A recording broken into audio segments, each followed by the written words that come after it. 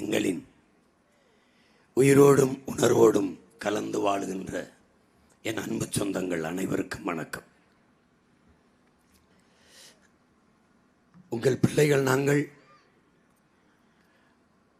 மாற்றம் என்கிற மகத்தான கனவை சுமந்து கொண்டு இந்த மண்ணெங்கும் ஓடி வருகிறோம். இது எங்கள் கனவல்ல, எங்கள் முன்னவர்கள் தூக்கி சுமந்தது. 2000 ஆண்டுகளுக்கு முன்பே எங்கள் வள்ளுவ பெருமகனார் நமக்கு தந்தருளிய மறைமொழியில் குடிதலி கோலோச்சும் மாநில மன்னன் அடிதொலி நிற்கும் உலகு முறை செய்து காப்பாற்றும் மற்றவன் மக்களுக்கு இறை என்று வைக்கப்படும் உருவசியும் ஓவா பிணியும் சேர்வகையும் சேராது எழுவத நாடு என்று எப்படி ஒரு அரசாட்சியை ஒரு அமைச்சன் செய்ய வேண்டும் என்பதை வகுத்து தந்திருக்கிறார். அதுபோல அரசியல் பிழைத்தோருக்கு அறம் கூற்றாகும் என்று இளங்கோடிகள் பெருமானார் எங்களுக்கு எழுதி வைத்ததை போல எங்கள் முன்னவர்கள் எல்லாம் அறம் சார்ந்து ஆட்சி செய்த மறவர்கள், அந்த வழியில் வந்த பிள்ளைகள், வள்ளல்களே எங்கள் இனத்தில் மன்னர்களாக இருந்தவர்கள். பாரி ஓரி காரிப்பேக நாய் நெல்லி அதியமான், அந்த வள்ளல்களின் வாரிசுகள். எங்களுக்கு ஒரு கனவு, அறம் சார்ந்த ஆட்சி அதை கொடுக்க வேண்டும் என்று, உலகத்தில் தலை சிறந்த ஆட்சி அதை கொடுக்க வேண்டும் என்று. இந்த ஒட்டுமொத்த என் இன முன்னோர்களின் மொத்த கனவையும் ஒருவன் என் இனத்தில் தூக்கி நின்றான். அது எங்கள் உயிர் தலைவன் மேதகவே பிரபாகரன் அவர்கள். அந்த கனவை அவன் பிள்ளைகள் எங்களுக்கு தந்தான். அதை அவன் நிலத்தில் நிறைவேற்ற முடியாத ஒன்றை இந்த நிலத்தில் நிறைவேற்ற அவன் பிள்ளைகள் துடிக்கிறோம். அது உலகத்தின் தலை சிறந்த நாடு என் தமிழ்நாடு, உலகத்தின் தலை சிறந்த தாயகம் எங்கள் தாயகம் என்று காட்டுவது. கல்வியில் சிறந்த, மருத்துவத்தில் மேம்பட்ட, பொருளாதாரத்தில் மேம்பட்ட, சாதி மத ஏற்றதால் உலற்ற சமத்துவம் கண்ட, ஆண் பெண் பாலியல் வேறுபாடற்ற சமத்துவம் கண்ட ஒரு தூய சமூகம் படைக்க வேண்டும் என்கிற ஒரு புரட்சிகர மாறுதலை உருவாக்க வேண்டும் என்ற கனவு. அந்த கனவை எளிய பிள்ளைகள் நாங்கள் சுமந்து வருகிறோம். நாங்கள் கத்துகிறோம், பெரும் சத்தம் எடுத்துத்தான் கத்துகிறோம். ஆனால் கூண்டுக்குள்ளிருந்து கத்துவதால், கூண்டுக்குள்ளிருந்து கூவுகிற சேவலாக இருப்பதால் யாரு காதிலும் விழவில்லை. இதே கூரையில் ஏறி கூவினால் உலகம் திரும்பி பார்க்கும். அந்த கூரையில் ஏறத்தான் இந்த தேர்தலில் தொடர்ந்து தேர்தல் களத்தில் உங்கள் பிள்ளைகள் போட்டியிட்டு வருகிறோம். இங்கே எங்கள் கனவுகளை காகிதத்தில் வடித்து வைத்தோம். படிக்கிற வழக்கம் குறைந்து போனதால் என் மக்கள் படித்து அறியவில்லை.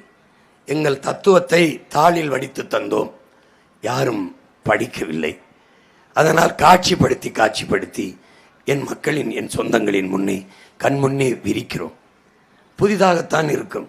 தற்சார்பு என்கிறான், பசுமை என்கிறான், தன்னெறிவு என்கிறான், நீர்வளப்பெருக்கம், வேளாண்மை அரசு பணி என்கிறான், பாலில் இவ்வளவு பொருளாதாரம் இருக்குங்கிறான், மாற்று பொருளாதார பெருக்கம், இதெல்லாம் கொஞ்சம் புதிதாகத்தான் இருக்கும்.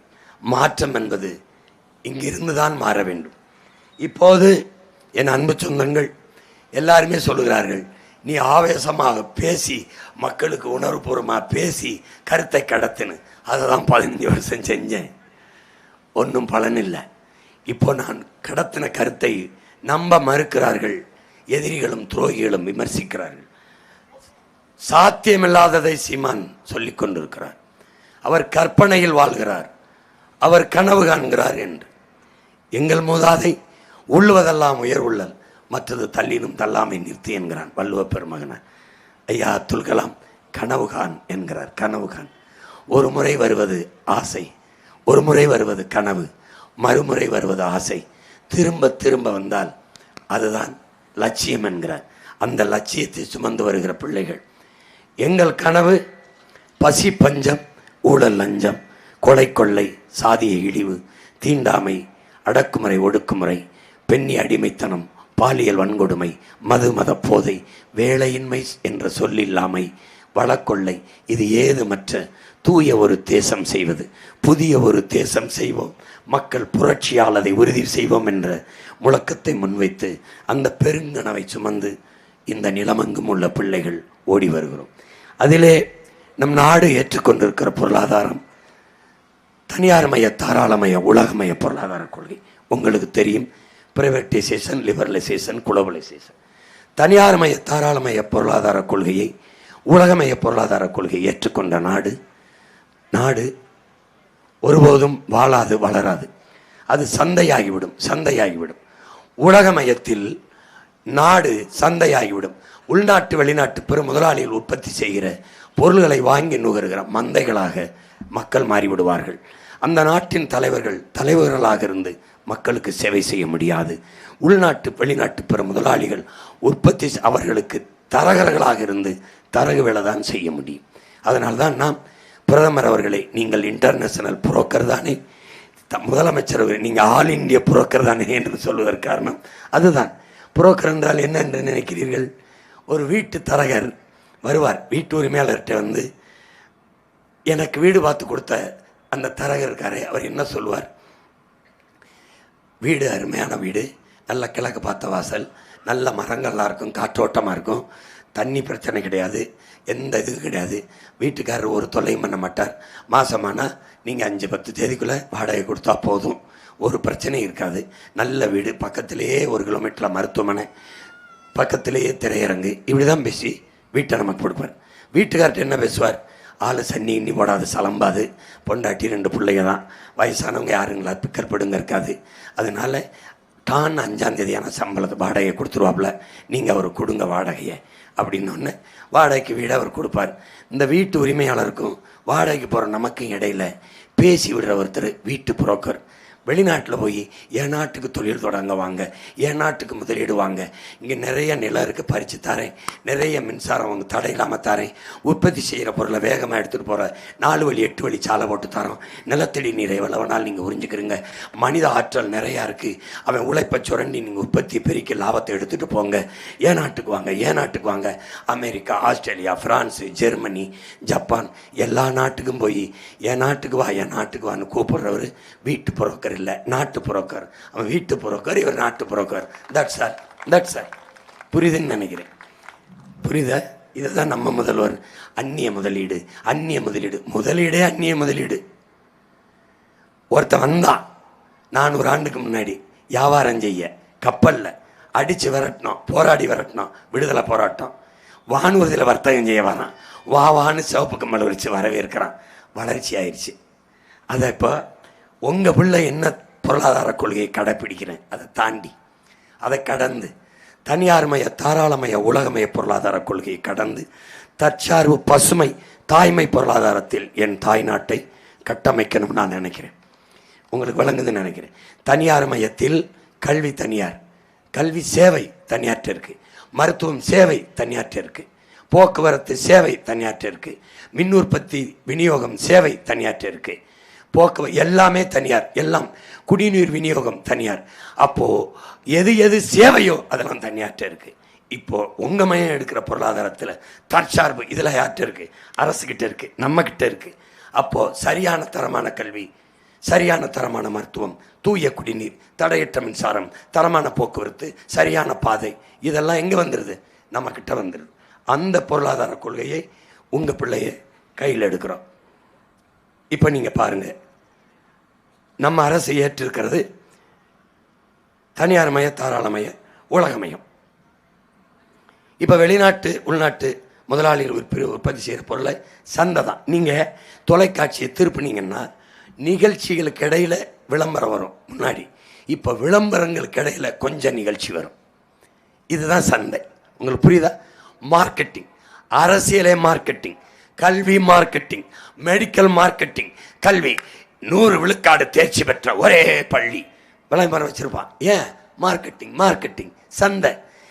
இங்கே நோயாளிகள் இங்கே வந்தீங்கன்னா இங்கே ஒரு தள்ளுபடி பண்ணுவாங்க, தீபாவளிக்கு ஆடி தள்ளுபடி, தீபாவளி தள்ளுபடி, பொங்கல் தள்ளுபடி, அது மாதிரி எல்லாமே மார்க்கெட்டிங், பேக்கேஜிங்.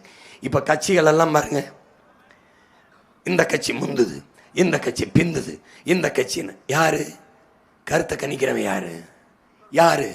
ஒரு நிறுவனம், ஒரு அமைப்பு. அவனுக்கு காசை கொடுத்தா, யார் காசு கொடுக்குறானோ அவன் முந்துவான். நான் யாருக்கும் காசு கொடுக்கறதில்ல, அதனால எப்போவுமே பிந்துவேன் அவன் கருத்தில். ஆனால் தேர்தல் வந்தவனே நான் முந்துவேன், தேர்தல் முடிவு வந்தவனே முந்துவேன். ஏன்? எவன் கருத்துக்கு சிக்காத பெருநெருப்பு, பெருங்காற்று, பிரபாகரனுங்கிற பெருந்தீயின் பிள்ளைகள் நாங்கள். எவன் கருத்துக்கும் கட்டுப்படுறதில்ல. காற்றுக்கு இவன் வேலி போடுறது. எனக்கு என்ன கருத்து? எவனும் கருத்து போட முடியாது. ஏன்னா நான் காசு கொடுக்கறதில்ல. காசு இருந்ததுன்னு வச்சுக்கிறேங்க, நான் தான் அமெரிக்க அதிபர்னு எழுதுவான். காசு கொடுத்துட்டோம்னா அமெரிக்காவே அடுத்து சீமான் தான் ட்ரம்புக்கு அடுத்துன்னு எழுதுவான். அதனால எல்லாமே ஒரு மார்க்கெட்டிங். இங்கே பாருங்க எப்படி நடக்குது பாருங்க. நாம ஒரு மந்தைகளாயிருவோம். காலையில் தொலைக்காட்சி எடுத்தேன்னா நான் பெப்சோடன் போட்டு விளக்குகிறேன், எனக்கு அதனால் பல்குச்சம் இல்லை, நான் எப்போவுமே ஆல்வேஸ் கோல்கெட்டு தான், நான் குளோசொப்பு தான். இதை எதையாவது ஒன்றை போட்டு 30 வயசில் பல்லு கொட்டி பல் சொட்டோட அலைவான். உங்களுக்கு புரியுதா? அன்னைக்கு சும்மா வேப்பெண்ணெய் விளக்கெண்ணையை தேய்ச்சி என் தாத்தா பாட்டியெல்லாம் ரொம்ப நாள் இருந்தான். இப்போ கண்ட ஷாம்பு, நான் சன்சில்க் போடுவேன், நான் இந்த ஷாம்பு போடுவேன், அந்த ஷாம்பு போடுவேன். 30 வயசில் கொட்டி போய் முடியை நட்டுக்கிட்டு திரிகிறான். ஏன்? எல்லாமே மார்க்கெட்டிங், எல்லாமே மார்க்கெட்டிங். இப்போ சாப்பிட்ற பொருள் இருந்து எல்லாமே எல்லாமே. இந்தியாவில் அதிகமாக உலக அழகிகள் தேர்வு செய்யப்பட்டாங்க. காரணம், இது பெரிய மக்கள் தொகை கொண்ட நாடு. அவன் வெளிநாட்டு முதலாளிகள் தயாரிக்கிற பொருளை சந்தைப்படுத்துவதற்கு இந்த உலக அழகிகளை மாடலாக முன்மாதிரியாக வச்சுக்கிடுவான். உங்களுக்கு புரியுதுன்னு நினைக்கிறேன் நான் சொல்கிறது. அதுதான் கிரிக்கெட்டில் ஒருத்தன் 100 அடிச்சிட்டானா போதும், அவனை ஒப்பந்தம் போட்டு எங்கள் நிறுவனத்துக்கு நீங்கள் மாடல்.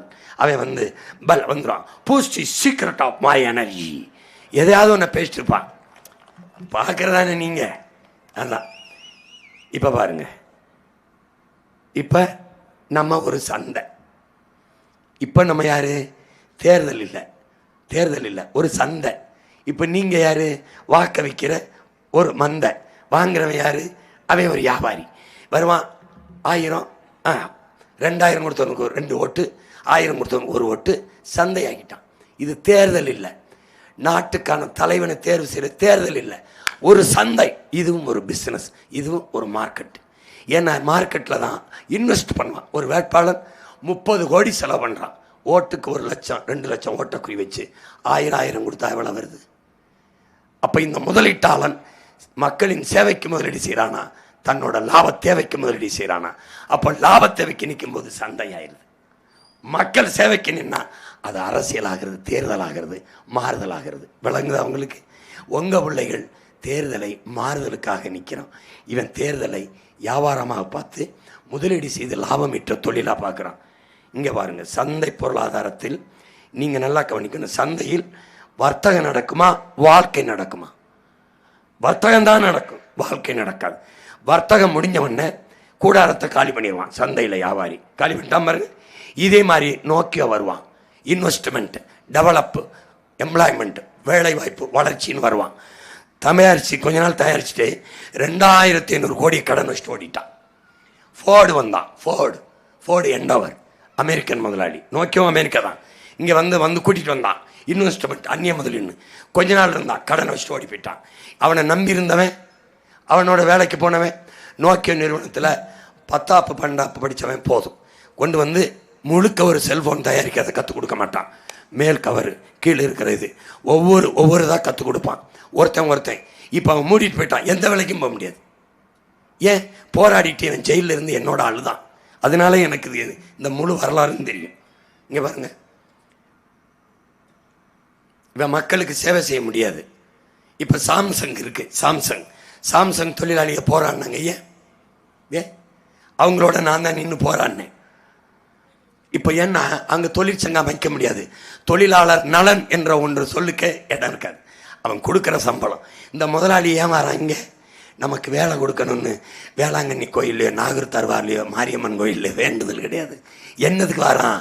நிலத்தடி நீரை எவனை வேணாலும் எடுக்கலாம், மின்சாரம் தடை இல்லாமல் தர்றேங்குது, நிலம் எவனை வேணாலும் பறித்து தர்றேங்குது. 2வது, உற்பத்தி செய்கிறவர்களை விரைந்து எடுத்துகிட்டு போகலாம்.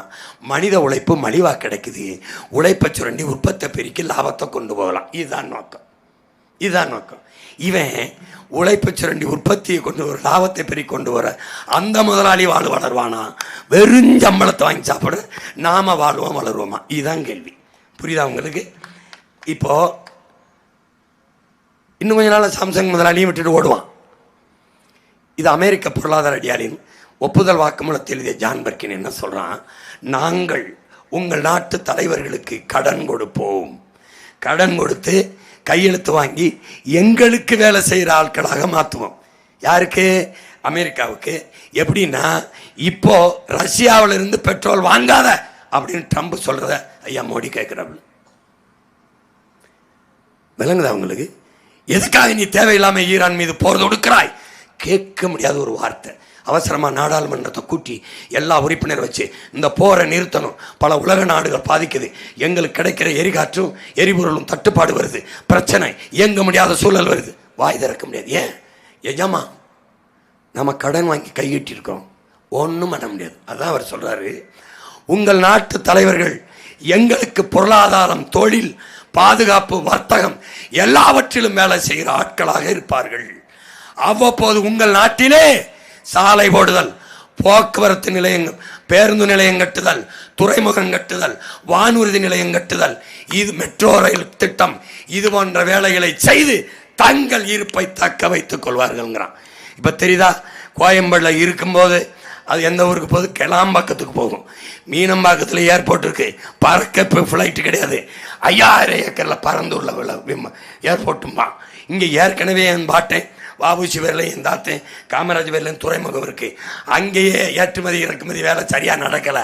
ஆனால் 6111 ஏக்கரில் அதானிக்கு துறைமுகம் கட்ட வாய்ப்பு. அப்போ இவனுக்கு வேலையே அவனுக்கு வேலை செய்யறதா கடன் கொடுத்த முதலாளிக்கு. நீ தலைவர்னு நினைச்சினா நாம் பொறுப்பு இருக்க முடியாது.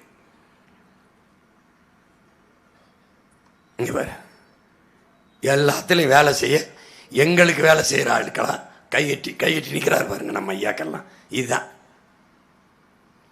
இதுதாங்க இந்த மாதிரி பேருந்து நிலையம், விண்ணூர்தி, இதை கட்டின உடனே நீ என்ன நினைப்பா? டெவலப் ஆயிடுச்சு, வளர்ச்சியை பற்றி ரொம்ப கவலைப்படுறாப்புல. இவன் சொல்கிறான், இந்த மீனம்பாக்கத்தில் இருக்க விண்ணூர்தி நிலையத்தில் பறக்க விமானம் இல்லையே நான் கேட்டதுக்கு அவன் சொல்கிறான், 50 ஆண்டுகள், இன்னும் 50 ஆண்டுகள் கழித்து பறக்கிற பிள்ளைகள் வேலை வசதிக்காக நாங்கள் செய்கிறேன். டேய், அடுத்த வேலை சோத்துக்கு இல்லாமல் அல்லாடுற கூட்டம் 28 விழுக்காடுறாங்க இந்தியாவில். பசியோடு இருக்க மக்களை பற்றி சிந்திடா பாரதேசி. பறந்து போகிறத பற்றி சிந்திக்கிறா. எங்கடா போகிற? எங்கே போகிற? ஏன் போகிற வேலைக்கு? என் நாட்டில் இருக்கிறா எல்லா வேலையும் எழுதி வச்சுக்க. உலக நாட்டு இளைஞர்கள் என் நாட்டுக்கு வேலை தேடி வர்ற நான் நிலையை உருவாக்கல. நான் பிரபாகர மகன்லடா, நீ எழுதி வச்சுக்க. நீ எம்ஜிஆர் படத்தில் பாட்டு வருதுல, என்ன வளம் இல்லை இந்த திருநாட்டில், ஏன் கையை ஏந்த வேண்டும் வெளிநாட்டில். என்ன வளம் இல்லைன்னு எனக்கு சொல்லு. போட்டு காட்டுறேன் பாரு, அடுத்து நாளைக்கு ஒரு கொடுத்து என்ன இல்லைன்னு எனக்கு சொல்லு. என்ன இல்லை? என்ன இல்லை? எருமை இல்லையா? பசு இல்லையா? ஆடு இல்லையா? கோழி இல்லையா? தென்னை இல்லையா? வாழை இல்லையா? பனை இல்லையா? கடல் இல்லையா? என்ன இல்லை? மலை இல்லையா? நிலம் இல்லையா? அதில் வளம் இல்லையா? என்ன இல்லை? என்கிட்ட அறிவு இல்லையா? உழைக்கிற உடல் ஆற்றல் இல்லையா? என்ன இல்லை? பன்னி இல்லையா? கழுதை இல்லையா? எருக்களஞ்செடி இல்லையா? கத்தாழை இல்லையா? மூங்கில் இல்லையா? என்ன இல்லை?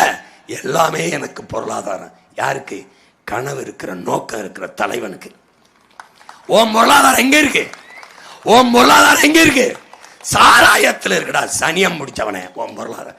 என் பொருளாதாரம் எங்க இருக்கு? பால்ல இருக்கு. பால்ல, என் மாட்டு பால்ல இருக்கு, என் ஆட்டுப்பால் எருமை பால்ல இருக்கு, என் நெல், என் கீரை, என் கரும்பு, என் வாழை, என் தென்னை, என் எள்ளு, என் கடலை, எல்லாத்துலயும் இருக்கு என் பொருளாதாரம்.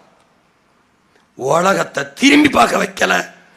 நான் சத்தியம் சொல்றேன், நான் பிரபாகரன் என்ற பெரும் மரவனின் மகன் கிடையாது. அன்னைக்கு வர்த்தகம் செய்ய வந்தான். நான் சொன்ன முன்னாடி சொன்ன கதை. அவன் வர்த்தகம் செய்ய வந்தவன் நாடு அவன்கிட்ட அடிமையாயிடுச்சு. எப்பவுமே என் அன்பு சொந்தங்களே, எந்த விடுதலை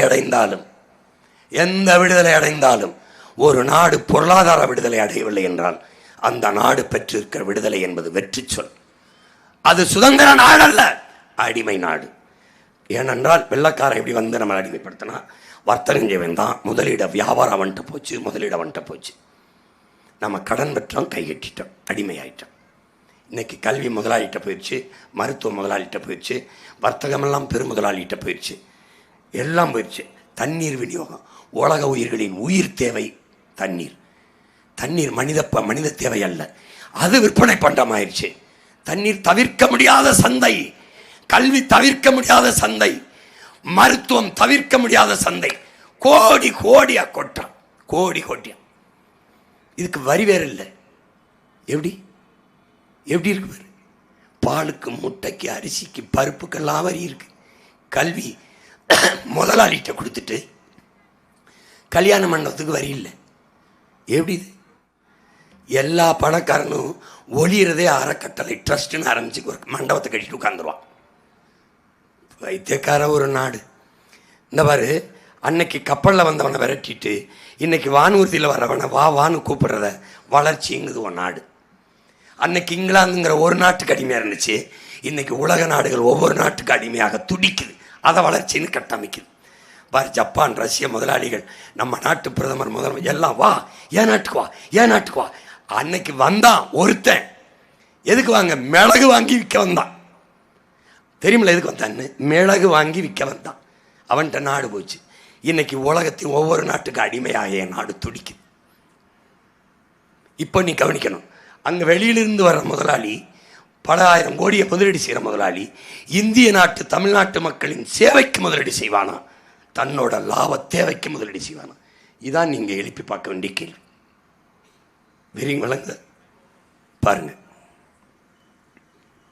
எல்லா நாடுகளும் made in Russia, made in America, போங்க, made in Russia, made in China, made in Japan, made in Singapore. இத்தனையுண்டு நாடு. காரைக்குடி தண்டி தான், காரைக்குடி தண்டி.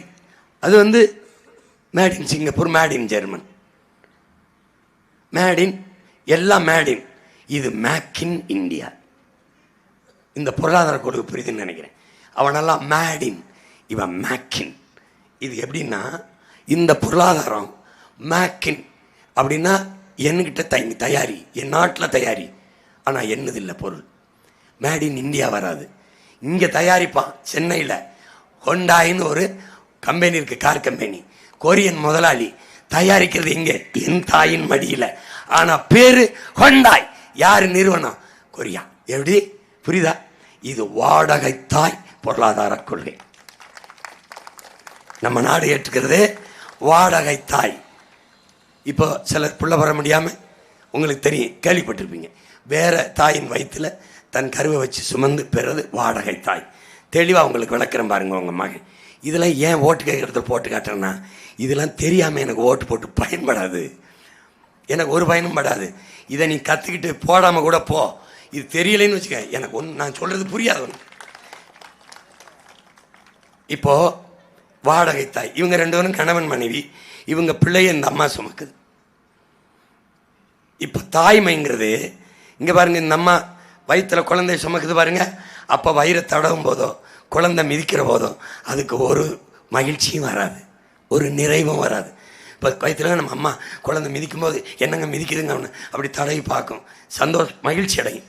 இந்த வாடகை தாய்க்கு மகிழ்ச்சி வராது. பிள்ளையை பெற்று கொடுத்துட்டு காசை வாங்குது பாருங்க. இங்கே பாருங்க, பின்னாடி போங்க, கொஞ்சம் பின்னாடி போங்க, கொஞ்சம் பின்னாடி போங்க. இந்த பாருங்க, இந்த காசை வாங்கும்போது தான் அதுக்கு நிறைவு வரும். முன்னாடி வாங்க, முன்னாடி வாங்க. இது எப்படின்னா, இதுதான் வாடகை தாய், இதுதான் கொண்டாய். சென்னையில் இருக்குது, நம்ம ஊரில் தான் இருக்குது. தமிழ்நாட்டில் 50 லட்சம் கார் ஏற்றுமதி செய்கிறான். ஒரு கார் உற்பத்தி செய்ய 4,50,000 லிட்டரு தேவைப்படுது. இவன் 50 லட்சம் கார். இதை வெர்ச்சுவல் வாட்டருங்கிறோம், மறை நீருங்கிறோம், கண்ணுக்கு தெரியாமல் களவு போகிற நீர். இவன் ஏன் அவன் நாட்டில் தயாரிக்கலைன்னா அவனுடைய நீரை பாதுகாக்க நினைக்கிறான். இங்கே நான் கேள்வி கேட்க நாதி கிடையாது. தடையற்ற மின்சாரம், ஒரு நொடி மின்சாரம் 1 மணி நேரம் அணைஞ்சிருச்சுன்னா உற்பத்தியில் இழப்பு ஏற்படுதல, அதை மாநில அரசு மத்திய அரசு அந்த இழப்பை ஈடுகட்டிடும். கையெழுத்து போட்டுக்கலாம். வேகமாக வேறு 8 வழிச்சாலையெல்லாம் உனக்கு போடல, சத்தியமாக உனக்கு எனக்கும் போடல, 4 வழிச்சாலை. இந்த முதலாளி உற்பத்தி செய்கிற பொருளை விரைந்து எடுத்துகிட்டு போகத்தான். இதுதான் சாகர் மாலான்னு ஒரு திட்டம். இது நம்ம கடல் மாலைங்கிறோம், அவன் சாகர் மாலா அப்படின்னு பாரத் மாலான்னு கொண்டு வரான். இந்த உள்நாட்டு வெளிநாட்டு பெரும் முதலாளிகள் எடுத்துக்கிட்டு போகிறதுக்கு தான், அவன் தயாரிக்க பொருளை விரைந்து எடுத்துகிட்டு போகத்தான். இங்கே நிலம், நீர், மூலப்பொருள், உழைப்பு எல்லாம் நம்மது, லாபம் மட்டும் அவனது. இங்கே பாருங்க, வாடகை தாய் பொருளாதார கொள்கை இதுதான். நிலம் என்னது, நீர் என்னது, உழைப்பு என்னது, பொருள் அவனது. புரிஞ்சிருச்சுன்னு நினைக்கிறேன். இதை விட இங்கே எந்த பாடம் நடத்தி அழகப்பா பல்கலைக்கழகத்தோடு நடத்த முடியாதுன்னு நினைக்கிறேன். உலக பொருளாதார கொள்கையில் இருந்து, இந்த பொருளாதார கொள்கையில் இருந்து உங்கள் மகன் மாறுபடுறேன். அது என்ன சொல்லுவான், நீ மட்டும் எப்படி செய்வேன்? நான் செய்வேன்டா. 22 நாடை எதிர்த்து சண்டை போட்ட வீரனின் மகன் உன்னை எதிர்த்து சண்டை போட முடியாதா? ஏண்டா உங்க மொத்த கட்சி கூட்டணியை எதிர்த்து ஒத்த கட்சியா நின்று போராடுற நாங்க உன்னை எது பண்ண முடியாதா? என்ன பண்ணிடுவேன்? கடன் கொடுக்க மாட்டேன். நான் கேட்டா தானே, கடன் வாங்கியிருக்கிறத கட்டினா தானே, யார்கிட்ட கொடுத்தான்னு கேட்பேன், விளக்கம் கேட்பேன். இது வெறுப்பு கடன், தேவையற்ற கடன், என் மக்களின் ஒப்புதல் இல்லாமல் பெறப்பட்ட கடன். இது என் மக்களின் மீது சுமையாக, வரியாக, வட்டியாக திணிக்க அனுமதிக்க மாட்டேன். 10 லட்சம் கோடி கடன் வாங்கி நிறைவேற்றப்பட்ட ஒரே ஒரு நலத்திட்டம் சொல்லிவிட்டால் ஐ ஆம் த ரெஸ்பான்ஸ். அந்த கடனுக்கு நான் பொறுப்பு, நான் வட்டி கட்டுறேன். இல்ல எவன் இருந்தானோ அவன் வீட்டில் போய் வசூலிச்சுக்க, அவன் சொத்தை எடுத்துக்க, அவன் பரம்பரைய பல லட்சம் கோடி. இந்தியா வட்ட கடன் 196 லட்சம் கோடியை கட்டுற அளவுக்கு வச்சிருக்கான் ஒவ்வொருத்தனும். என்கிட்ட கேஷ் நகிகே கிளம்பு, நீ போ. நான் கையெழுத்து கடன் வாங்கி போட்டேனா கட்டுறேன். அடுத்தவன் கட்டி வேணா கடற்கரையில் படுத்துருக்காங்க எல்லாம், வேணா போய் வசூலிச்சுக்கிட்டு போ. அவன் வேணா தோண்டி எலும்பு கூட கூட எடுத்துக்கிட்டு போ, நோ அப்ஜெக்ஷன். ஆமாம், இந்த பொருளாதார கொள்கையிலிருந்து உங்கள் பிள்ளைகள் எப்படி மாறுறோம்? தற்சார்பு பசுமை தாய்மை பொருளாதார கொள்கைக்கு மாறுறோம். அது எதனாலனா நல்லா கவனிக்கணும். காந்தி அவர்கள், நம்முடைய தாத்தா ஜேசி குமரப்பா அவர்கள், அம்மையார் இந்திரா காந்தி அவர்கள், நம்முடைய தாத்தன் பெருந்தலைவர் காமராஜர் அவர்கள், இவர்கள் எல்லாம் வலியுறுத்திய பொருளாதார கொள்கை தற்சார்பு பசுமை தாய்மை பொருளாதார கொள்கை. இந்த தற்சார்பு பசுமை தாய்மை பொருளாதாரம், தற்சார்பு பொருளாதார கொள்கை தான் ஒரு நாட்டின் எதிர்காலத்திற்கும் பாதுகாப்புக்கும் நல்லது. அம்மையா இந்திரா காந்தி வலியுறுத்துறாங்க. ஒவ்வொன்றா காட்டுறேன் பாருங்க. இது நம்முடைய தாத்தா ஜேசி குமரப்பா, தஞ்சாவூர்கார் தான். இது அம்மையார் இந்திரா காந்தி, இது நம்முடைய தாத்தன் காமராஜ். இவர் மெரினா கடற்கரையில் நடந்த ஒரு மாநாட்டில் நம்முடைய தாத்தா பேசுகிறார். இது அம்மையார் இந்திரா காந்தி சொன்னது உங்களுக்கு தெரியும், நாட்டின் பாதுகாப்புக்கு எதிர்காலத்துக்காக தான் நல்லது. போங்க, மெரினா கடற்கரையில் அவங்க பேசுறாரு. தாத்தா என்ன பேசுறாங்கன்னா, ஊரா நாட்டில், இந்த மெரினா கடற்கரையில் நடந்த மாநாடு, ஊரா நாட்டில் போய் சாப்பாட்டுக்கு சோத்துக்கு கையெந்துறதுக்கா போராடி சுதந்திரம் பெற்றோம். கூழோ கஞ்சியோ நம்மகிட்ட என்ன இருக்கோ குடிச்சிட்டு நிம்மதியாக படுப்போங்கிறாங்க. அதுதான் தற்சார்பு. அவருக்கு அந்த தற்சார்புங்கிற சொல்லு வரலை, சொல்லு தெரியல, அதை தான் அவன் பேரை நான் சொல்கிறேன். அதுதான் தற்சார்பு. நீ உனக்கிட்ட விளக்கமாறு தொடப்பக்கிட்ட இருக்கு, அருவா மொட்டை கத்தி இருக்குன்னா அதை எடுத்துக்கிட்டு தான் சண்டைக்கு போகணும். அடுத்தவன்கிட்ட போய் பீரங்கி கொடு, துப்பாக்கி கொடு, யாருக்கு போர் விமானம் கொடு, ரபேல் விமானம் கொடு, எல்லாம் வாங்கி குமிச்சு வச்சு எந்த நாட்டோட சண்டை போட்டு என்னை காப்பாற்றுவ? அமெரிக்காட்ட பீரங்கி வாங்குற, இஸ்ரேல்கிட்ட விமானம், பிரான்ஸ்கிட்ட ரபேல் விமானம் வாங்குற, ரஷ்யாட்ட துப்பாக்கி வாங்குற, இஸ்ரேல்கிட்ட விமானம் வாங்குற, இந்த பீரங்கி வாங்குற, எந்த நாட்டோட சண்டை போட்டு என்னை காப்பாற்றுவேன்? எப்படி? டேய், அடுத்த வீட்டில் பிரியாணி வாங்கி தின்று சாகிறதுக்கு, மானம் கட்டி சாகிறதுக்கு சொந்த வீட்டில் கூழ குடிச்சிட்டு மரியாதையாக தெரியலாம்டா.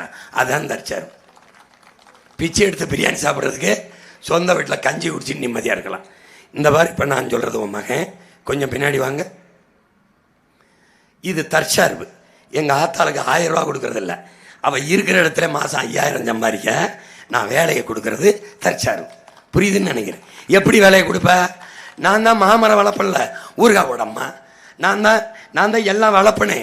நான் பனை வளர்ப்பேன், தென்னை வளர்ப்பேன், வாழை வளர்ப்பேன், எலுமிச்சை வளர்ப்பேன், முந்திரி வளர்ப்பேன்.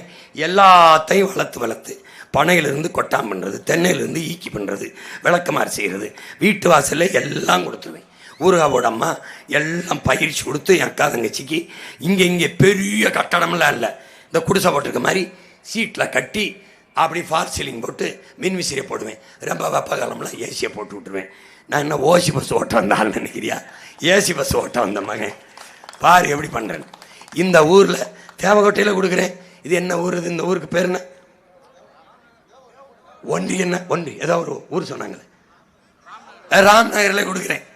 ராம் நகரில் தேவகட்ட ஒன்றியம் இது சொல்கிறேன். இப்போ வாடகை தாய் பொருளாதாரம் என்பது உங்களுக்கு தெரியும். பால் ஊட்டும் போது அந்த தாய்க்கு மனநிறைவடையாது. பாலை ஊட்டிட்டு பார்த்துக்கிட்டே இருங்க, காசு கொடுக்கும்போது தான் சிரிப்பா. அல்லங்குதா? இது வாடகை தாய். பெத்த தாய்ங்கிறது கருவில் பிள்ளையை சுமக்கும் போதே மகிழ்ச்சியாக இருப்பாள். இங்கே வருங்க, இது வாடகை தாய் கருவில் சுமக்கும் போதே மகிழ்ச்சியாக இருப்பாள். என்னுடைய தாய் குழந்தை பாலை மார்பை சுவைஞ்சு குடிக்கும் போதே சந்தோஷப்பட்டுருவான், மகிழ்ச்சி அடைஞ்சிருவான். இதுதான் தாய்மை பொருளாதாரம், அது வாடகை தாய் பொருளாதாரம். இப்போ நான் தற்சார்பு, 1000 500 மிக்சி கிரைண்டர் இலவசம், அரிசி இலவசம், பருப்பு இலவசம், வேட்டி இலவசம், இதல்ல.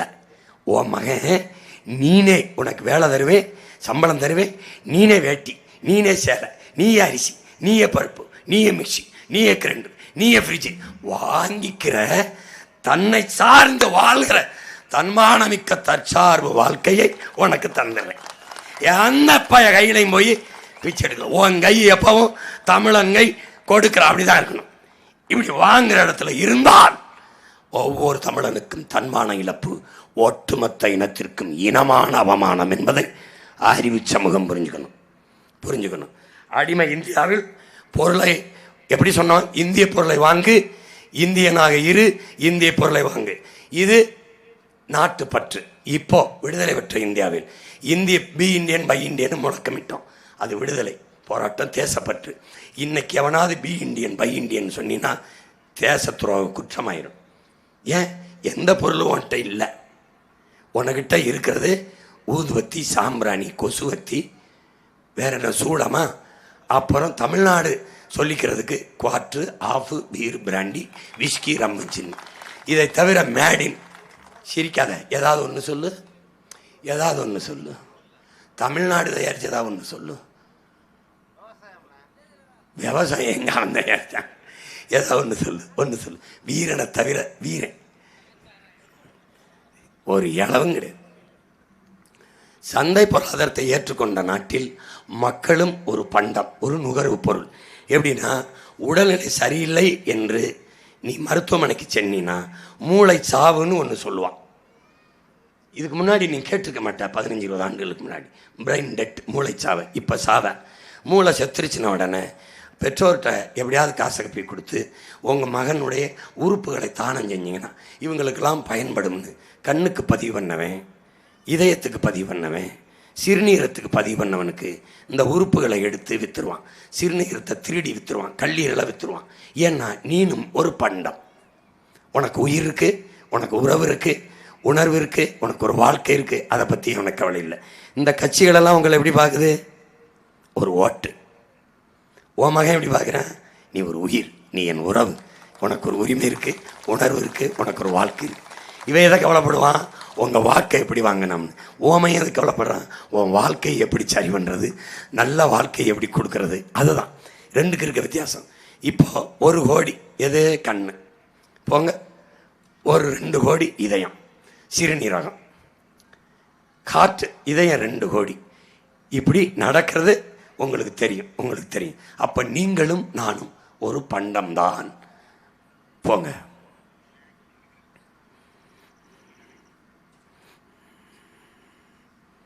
நீங்கள் என் சொந்தங்கள் சொல்கிறேன், காரை ரிப்பேருக்கு விடுறிய, முன்பணம் கட்டுங்கன்னு யாராவது சொல்கிறானா? பதில் சொல்லுங்க. வண்டி எடுக்கும்போது காசு கட்ட சொல்லுவான். மோட்ரு பைக்கை விடுறிய, முன்பணம் கட்டுங்க சொல்கிறானா? வண்டி எடுக்கும்போது பில்லை கொடுப்பான், கட்டணும். ஆனால் மருத்துவமனைக்கு போகும்போது காசை கட்டுங்க, கவுண்டரில் கட்டிட்டு ரசீதை கொண்டாங்க, அப்புறம் அட்மிட் பண்ணுறோங்கிறான். சொல்கிறானா இல்லையா? அப்போ எவ்வளோ தூரம் வியாபாரம் ஆயிட்ட நீ பாரு. காரு மோட்ரு பைக்கை விட நீ செருப்பு பழுதாகி தைக்க கொடுத்தா கூட தச்சிட்டு தான் காசை வாங்குவாரே ஒழிய காசை கொடுங்க தைக்கிறேன்னு சொல்ல மாட்டேன். கால் செருப்புக்கு இருக்கிற மதிப்பு கூட உனக்கு இல்லைங்கிறத நீ புரிஞ்சுக்கணும். இதுக்கு மேலேயும் நீ கை சின்னம் சூரிய ரெட்டலை தேடுன ஒன்னே ஐயா ரஜினிகாந்த் சொல்றதான் ஆண்டவனாலையும் காப்பாற்ற முடியாது. புரியுதா? புரிஞ்சுக்க நீ. இப்போ எல்லாமே ஒரு பண்டம்தான். மனநோய் பாதிக்கப்பட்ட பிள்ளைகளெல்லாம் கூட்டிகிட்டு போய் உறுப்புகளை திருடி விற்கிறதெல்லாம் இருக்குது. வறுமை ஏழ்மையில் இருக்கிற நம்ம மக்கள், நெசவாளர்கள், வேளாண் தொழிலாளர்கள் எல்லாம் அழைச்சிட்டு போய் 2 லட்சம் தாரோம் என்று சொல்லி, 2 லட்சம் பெரிய பணம், பிள்ளைக்கு திருமணம் பண்ணி வைக்கலாம், இல்லை ஏதோ ஒரு பிள்ளை படிக்க வைக்கலாம். சிறுநீரக திருட்டு அப்படி சொன்னால் ஒத்துக்கிற மாட்டுறாங்க. முறைகேடு, முறைகேடு. குடிக்கிறவன் சொல்லக்கூடாது, மது பிரியன், வாக்குக்கு கசா, வாக்காளர் உரிமை தொகை. இப்போ எண்ணெய் வளங்களையும் நிலங்களையும் சூறையாடிட்டு போயிடுவான். இப்படி வந்து வர்த்தகம் செய்ய வர்றவன். இந்த அந்நிய முதலாளிகள் வேலை கொடுக்கணும்னு கிடையாது அவனுக்கு அது ஒன்றும் இல்லை, போங்க, அதுக்காக வரல அவன். நில கையகப்படுத்துறதுக்கு தனி சட்டம் ஏற்றி வச்சிருக்கோம் நாடு. எந்த முதலாளிக்கும் எத்தனை ஆயிரம் ஏக்கரையும் எடுத்து கொடுப்பான்.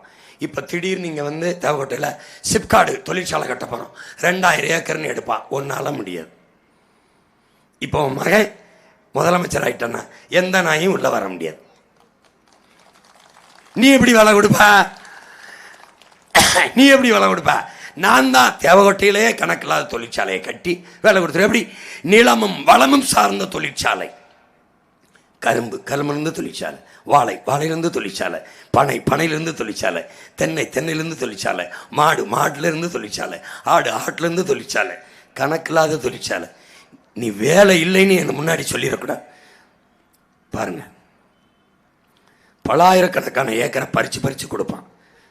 நிலத்தடி நீரை எவ்வளோ வேணாலும் உறிஞ்சிக்கலாம். நமக்கு மின்சாரம் தடை இல்லாமல் தர முடியாது. உயர்ந்த கட்டணம் அவனுக்கு தடை இல்லாமல் கொடுப்பான்.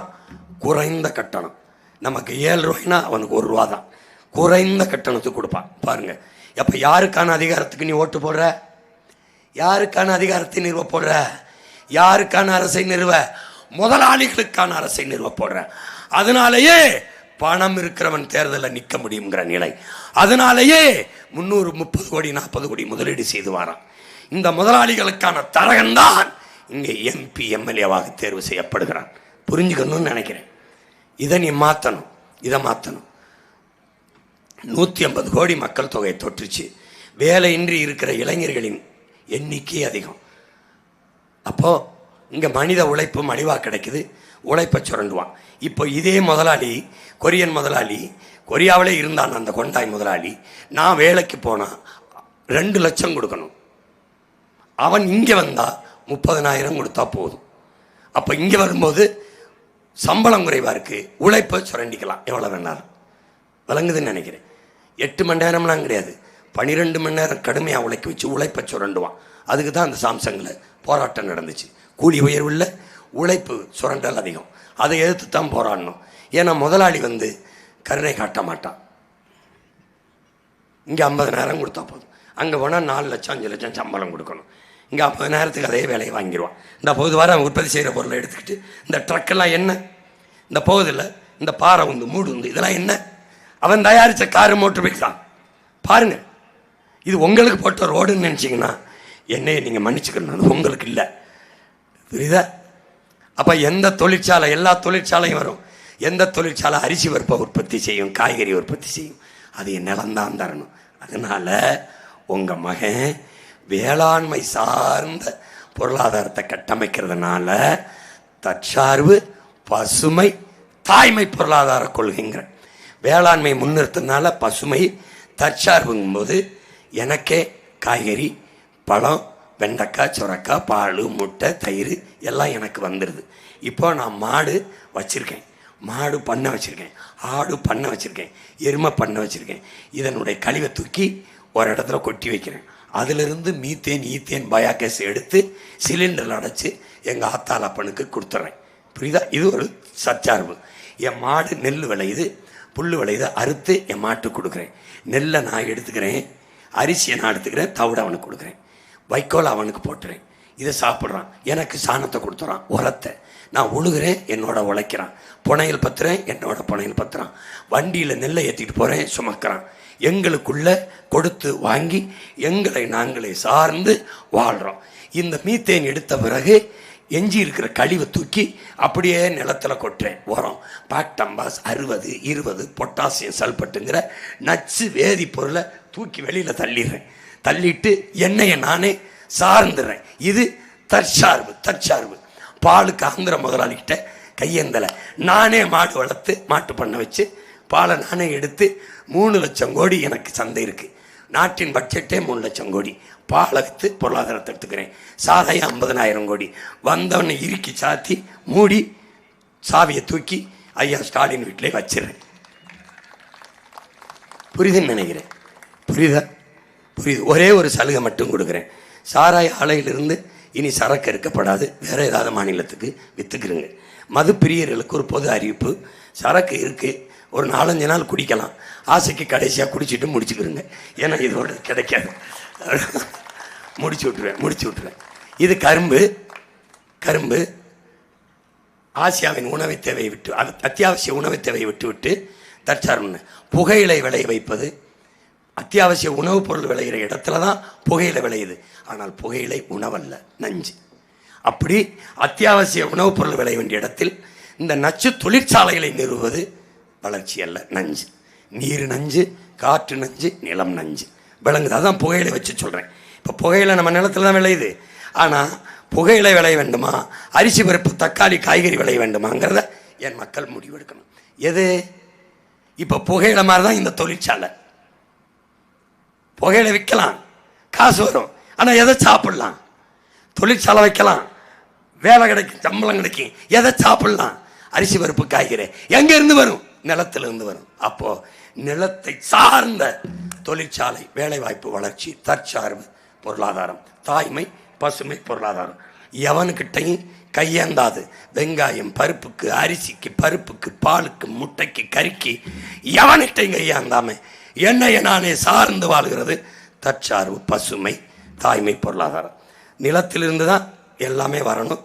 நிலத்தை எடுத்துக்கொண்டால் எப்படி? அதான் கேள்வி. இங்கே வரணும்.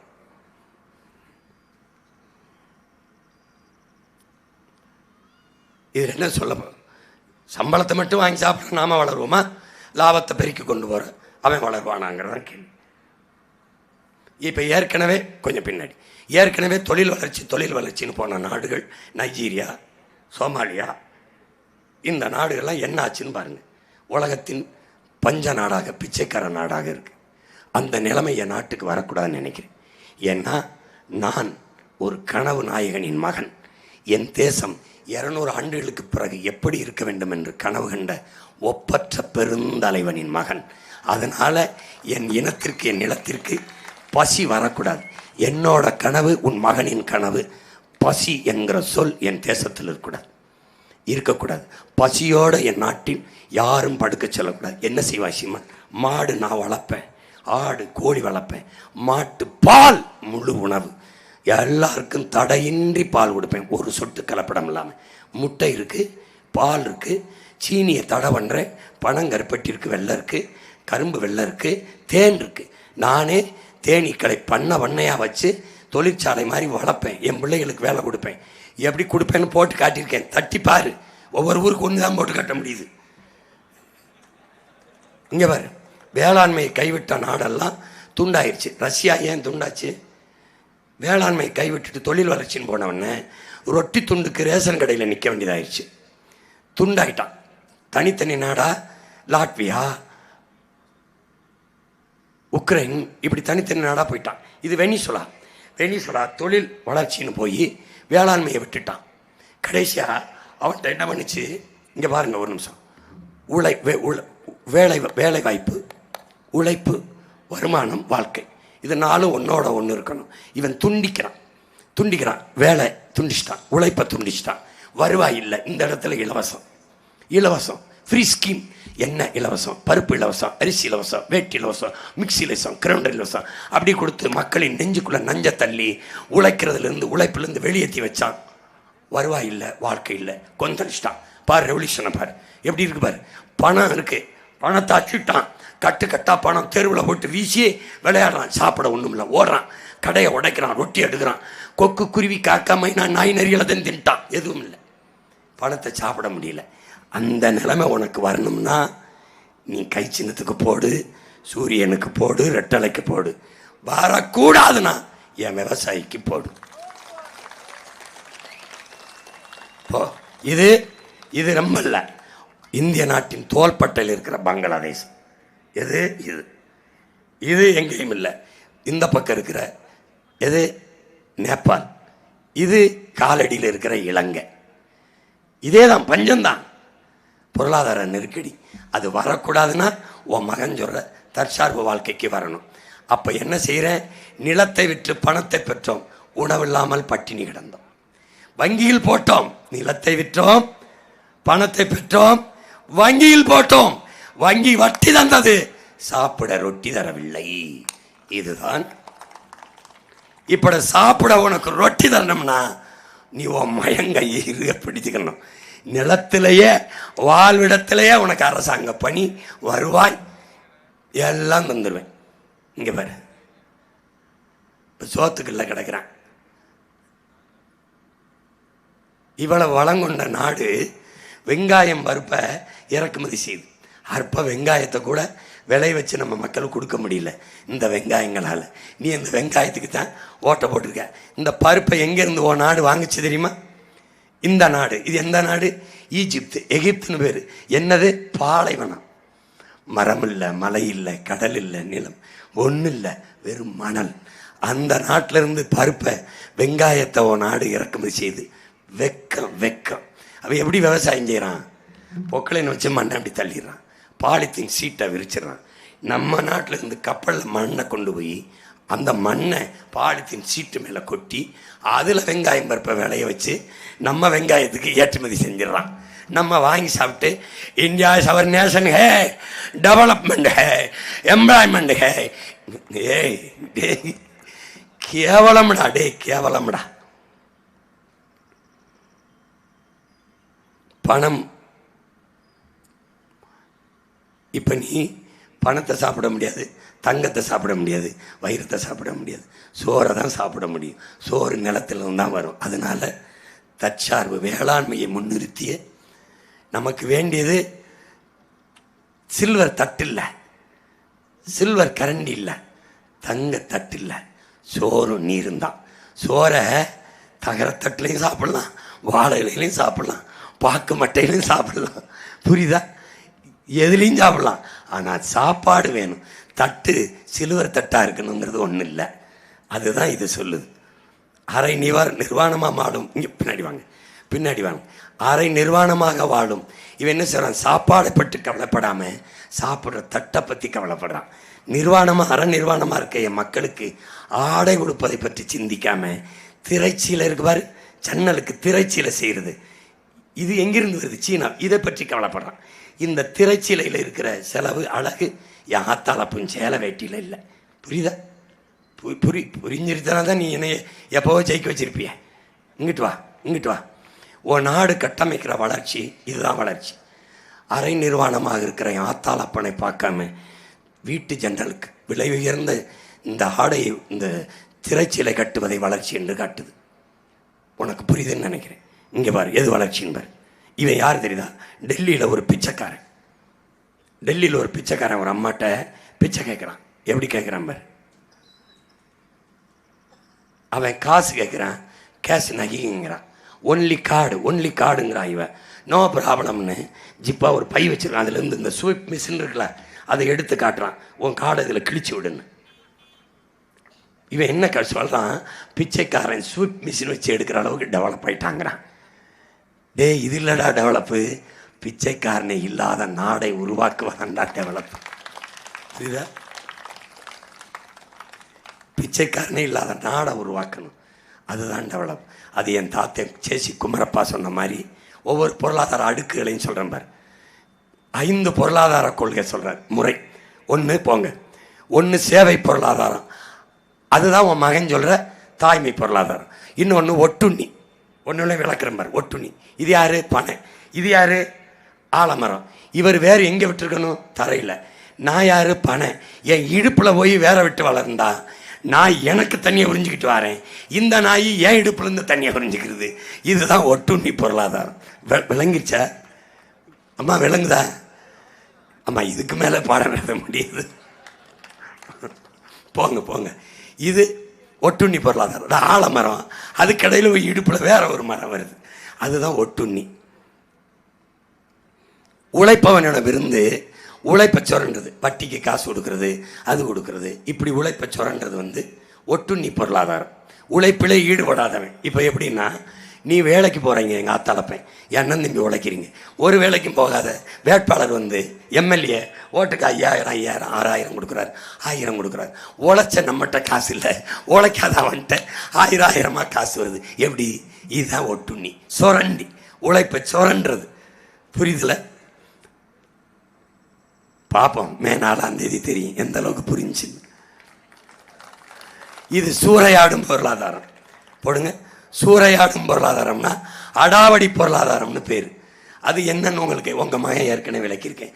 சரக்கு மற்றும் சேவை வரி, ஜிஎஸ்டி, அதுதான் இந்த சூறையாடும் அடாவடி பொருளாதாரம். சரக்கு மற்றும் கடை என்னது, முதலீடு என்னது, உழைப்பு என்னது, வரி வருது, லாபம். நான் என்ன கேட்டேன், வரியை என்கிட்ட கொடுத்துட்டு லாபத்தை எடுத்துக்கன்னேன். ஏன்னா வரி எடுத்துகிட்டு போயிடுவான். முதலீடு இல்லை, உழைப்பு இல்லை, கடை அவனது இல்லை, வரி அவனது. அது மாதிரி இது எப்படின்னா, நம்ம பாட்டை எத்தனை ஆயிரம் ஆண்டுக்கு முன்னாடி இருக்கான் பாருங்க.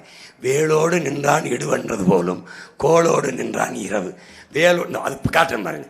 இந்த குரங்குக்கும் இந்த மாந்தோட்டத்துக்கு ஏதாவது சம்மந்தம் இருக்கா?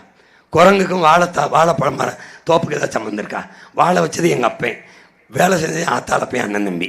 விளைய வச்சது நாங்கள். காலையில் இந்த வாழைத்தாரை வெட்டலாம்னா கருமம் முடிச்ச இந்த குரங்கு இந்த மாம்பழத்தை இந்த வாழைத்தாரை எப்படி சூறையாடி வச்சிருக்கு பாருங்க. இதுதான் உங்கள் நாட்டோட ஜிஎஸ்டி. புரியுதா? ஒரே ராத்திரியில் ஜிஎஸ்டின்னு போட்டு மொத்த வருவாயும் சுருட்டிட்டு போது பாரு.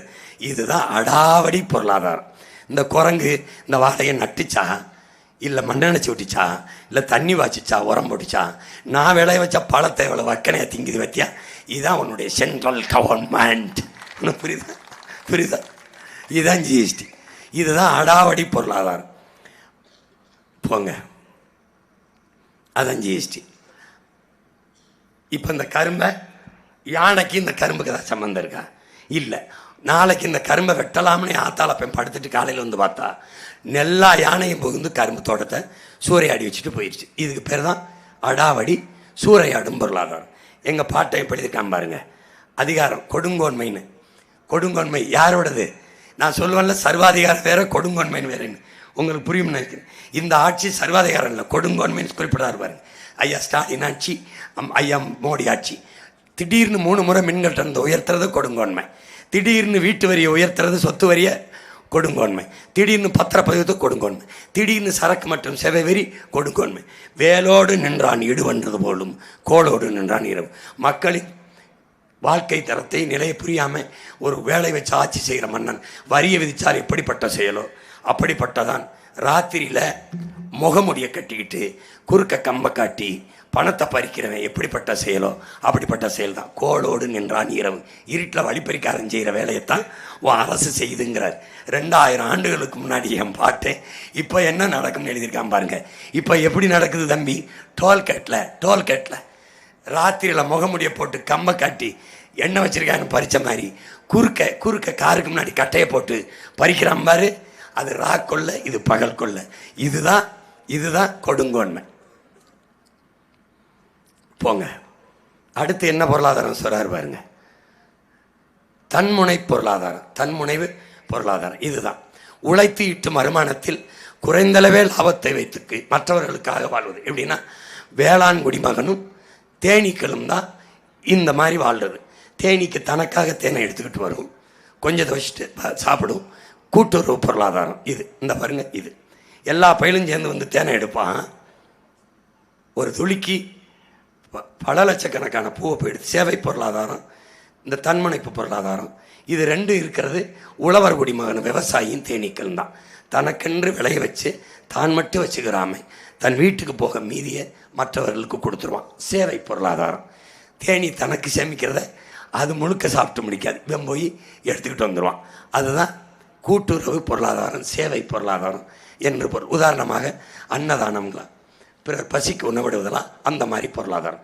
இப்போ இயற்கையோடு இணைந்து அமைதியை வளர்க்கும் பொருளாதாரம் கூட்டுறவு பொருளாதாரம். அதுதான் இந்த பாருங்க, இங்கே நெசவு, பாய் பின்னுதல், எப்படி வேலை வாய்ப்பை கொடுக்குறேன் பாருங்கள் உங்கள் மகன். பாய் பின்னுதல், தட்டி பின்னுதல், நார்கொட்டான், அங்கே நிலமும் வளமும் சார்ந்து ஒரு தற்சார்பு. அங்கேயே ஒட்டுண்ணி பொருளாதாரத்திற்கு பதிலாக சேவை பொருளாதாரத்தை எடுத்து போங்க. உழைப்புக்கேற்ற வருவாய், அதை கொண்டு வாழ்கிற வாழ்க்கை, அதுதான் சரியான தற்சார்பு வாழ்க்கை, தன்மானமிக்க வாழ்க்கை, தலை நிமிர்ந்த வாழ்க்கை. அந்த வாழ்க்கையைத்தான் என் மக்களுக்கு கொடுக்கணும்னு இதில் பண வளர்ச்சியில் மட்டும் கவனம் செலுத்தாமல் மனித நேயம், மக்களின் நலன், தன்னிறைவு பொருளாதாரம், இதையெல்லாம் கவனம் செலுத்தி உங்கள் பிள்ளைகள் வேளாண்மையை முன்னிறுத்தி கட்டமைக்கிற தற்சார்பு, பசுமை, தாய்மை பொருளாதார கொள்கையை எடுக்கிறோம். அந்தந்த கிராமம் தேவகோட்டைனா தேவகோட்டையே தற்சார்பு அடைஞ்சிடும், காரைக்குடிக்கு வராது. இப்போ வட்டார பொருளாதாரம் பழுது பாருங்க, பழுது பார்த்து மறுசுழற்சி. இங்கே இருக்கிற வளங்களை கொண்டு தொழிற்சாலைகளை தொடங்கி, இங்கே காய்கறி கழுவி கொடுக்குறீங்களா, அதிலிருந்து சிலிண்டர் எரிகாட்டு தயாரிக்கிறது, காய்கறி கருவிலிருந்து உரம் தயாரிக்கிறது, அதிலிருந்து மின்சாரம் தயாரிக்கிறது, ஆடு மாட்டு சாணத்திலிருந்து எரிகாட்டு பயோகேஸ் தயாரிக்கிறது, எரு உருவாக்குறது, எல்லாம் இந்த இதெல்லாம் தேவகோட்டையில் தான் தொடங்கும். இங்கே இது வட்டார பொருளாதாரம். இங்கேயே இப்போ ஒன்றியம், அது இங்கேயே. நீ வேலை தேடி காரைக்குடிக்க வராத, காரைக்குடி இங்கே வர வேண்டியதில்லை. இதுதான் தற்சார்புன்னு உங்கள் பிள்ளைய சொல்கிறோம்.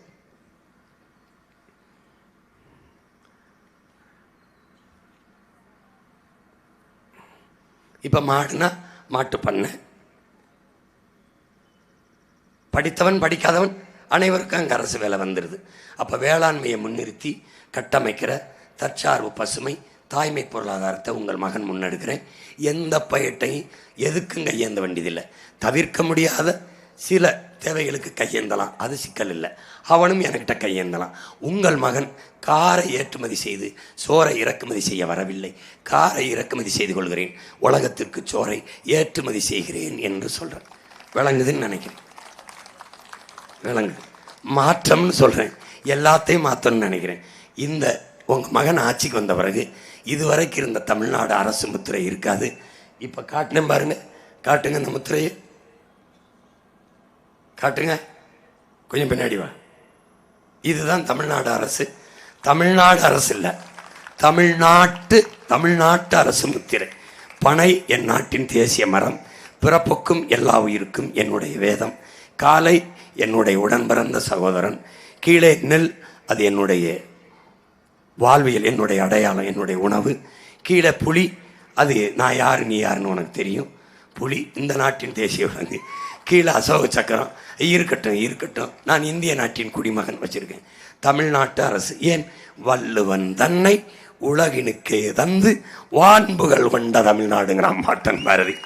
அந்த வள்ளுவன் தான் என் இனத்திற்கு பெருமை மிக்க அடையாளம். அது இதுதான் தற்சார்பு, பசுமை, தாய்மை பொருளாதாரம், நிலமும் வளமும் சார்ந்த தொழிற்சாலைகள், வேலைவாய்ப்பு, வளர்ச்சி. நாளைக்கு உன் மகன் அதை வேற ஊரில் போட்டு காட்டுறேன், ஏற்கனவே காட்டியிருக்கேன், நீ பார்க்கலாம் அது எப்படி பொருளாதாரத்தை பெருக்குவேன்னு. இதெல்லாம் இந்த பிள்ளை சொல்கிறது சரியாக இருக்குது, அவன் கையில் நாடு இருந்தால் நல்லா இருக்கும்னு நம்பிக்கை இருந்தால் உங்கள் பிள்ளைகள் எனக்கு விவசாய சின்னத்தில் வாக்கு செலுத்தி வெற்றி பெற செய்து சட்டசபைக்குள் அனுப்புங்க. உலகமே எதிர்பார்க்குது இந்த மகனின் குரல் சட்டமன்றத்துக்குள்ளே ஒழிக்கணும்னு.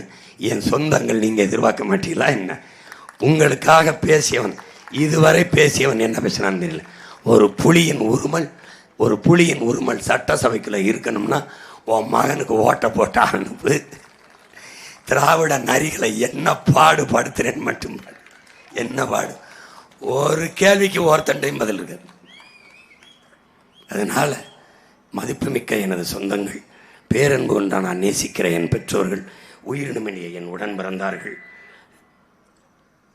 உங்களுடைய வாக்கை விவசாய சின்னத்திற்கு செலுத்தி உங்கள் மகன் என்னை வெற்றி பெறச் செய்து நீங்கள் வெற்றியடையுங்கள்.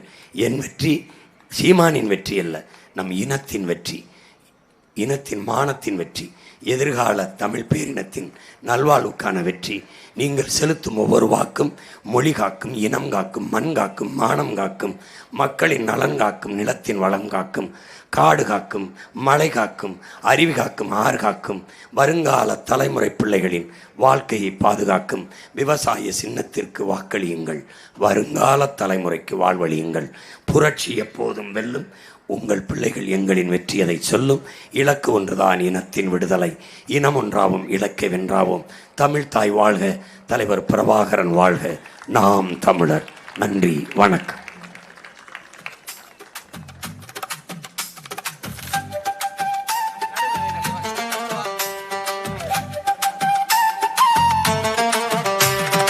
அலவீசுது அலவீசுது சீமான் அலவீசுதுங்க. தலை தூக்குது தலை தூக்குது தமிழ்நாடே தலை தூக்குதுங்க. தலை தூக்குது தலை தூக்குது தமிழ்நாடே தலை தூக்குதுங்க. தன்னந்தனி வீரருன்னு சனம் பேசுதுங்க. அவர் வன்காவிதி மாறும் முன்னு மனம் பேசுதுங்க. அலவீசுது அலவீசுது சீமான் அலவீசுதுங்க.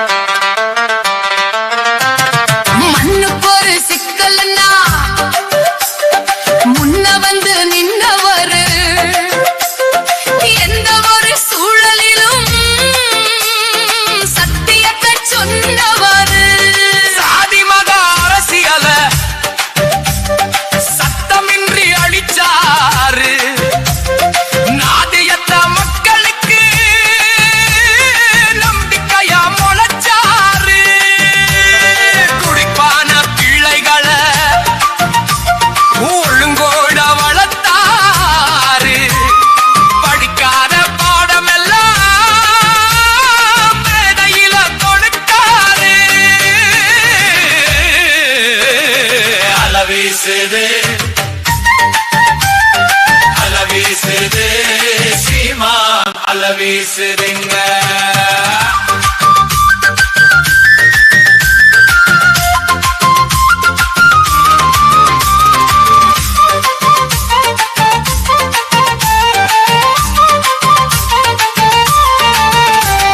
தொண்டனுக்கும் தலைவனுக்கும் இறைவழி குறைச்சவரு, ஆண்களுக்கும் பெண்களுக்கும் சதி பங்க கொடுத்தவரு. அதிகாரம் கூத்தங்கள உத்தையில எடுத்தாரு. நூறாண்டு பொய் முகத்தை நிமிஷத்து உரைச்சாரு. மொழி சாகும் அவலங்கண்டு